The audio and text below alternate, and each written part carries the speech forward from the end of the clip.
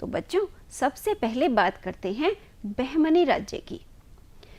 तो बच्चों मोहम्मद बिन तुगलक का जो राज्य था उसमें एक अधिकारी था जिसका नाम था हसन गंगू। इसी हसन गंगू ने बहमनी राज्य की नींव डाली थी, यानी हसन गंगू ने बहमनी राज्य की स्थापना की थी।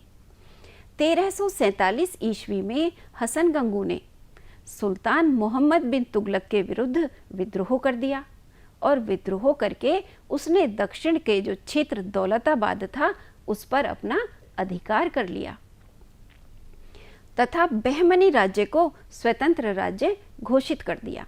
इस तरह हसन गंगू ने 1347 ईस्वी में बहमनी राज्य की स्थापना की।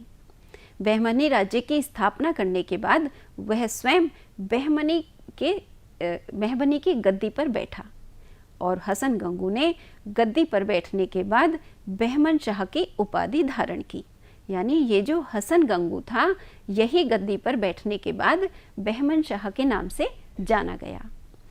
इस तरह हसन गंगू बहमनी राज्य का पहला शासक बना। अपने राज्य की शासन व्यवस्था को सुचारू रूप से चलाने के लिए उसने अपने राज्य को 4 प्रांतों में बांटा, जिनके नाम थे गुलबर्ग, दौलताबाद, बरार तथा बीदर। और एक प्रांत गुलबर्ग को उसने अपनी राजधानी बनाया। और बच्चों कृष्णा नदी तक का जो संपूर्ण उत्तरी दक्षिण भाग था वह बहमनी राज्य के अंतर्गत आता था। जैसा हम इस मानचित्र में बच्चों देख सकते हैं, ये तत्कालिक भारत का मानचित्र है। और बच्चों मानचित्र में दिशाओं का ज्ञान तो आप कक्षा 6 में जान ही चुके हैं।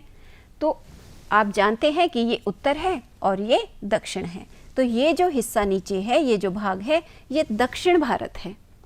इसी दक्षिण भारत में यहाँ पर ये कृष्णा नदी है। तो इसी कृष्णा नदी के ऊपर का जो भाग था, ये इतना जो भाग है, ये बहमनी राज्य के अंतर्गत आता था। तो इस तरह से ये है दक्षिण भारत का बहमनी राज्य। अब बच्चों बहमनी राज्य में अनेक शासक हुए, अनेक शासकों ने इस पर राज किया, लेकिन फिरोज शाह नाम का एक शासक इस बहमनी वंश का सबसे महानतम शासक रहा है। फिरोज शाह जो था ये 1397 ईस्वी में बहमनी राज्य की गद्दी पर बैठा था। फिरोज शाह योग्य न्यायप्रिय शासक था, यानी योग्य था और न्यायप्रिय था। वह विद्या अनुरागी और वीर शासक था, यानी उसको शिक्षा और साहित्य में भी विशेष रुचि थी। साथ ही वह आश्रयदाता था।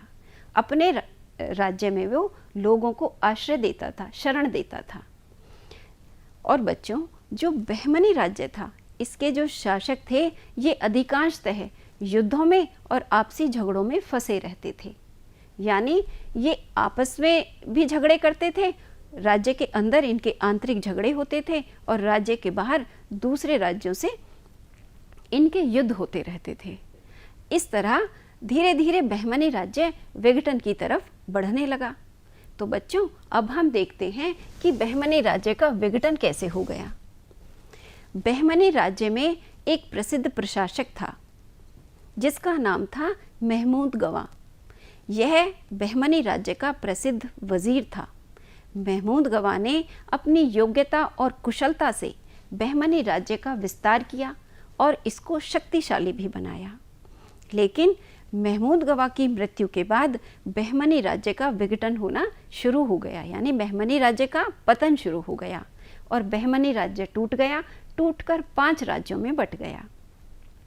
इन 5 राज्यों के नाम थे अहमदनगर, गोलकुंडा, बीजापुर, बरार और बीदर। इस तरह बहमनी राज्य टूटकर इन 5 राज्यों में बंट गया।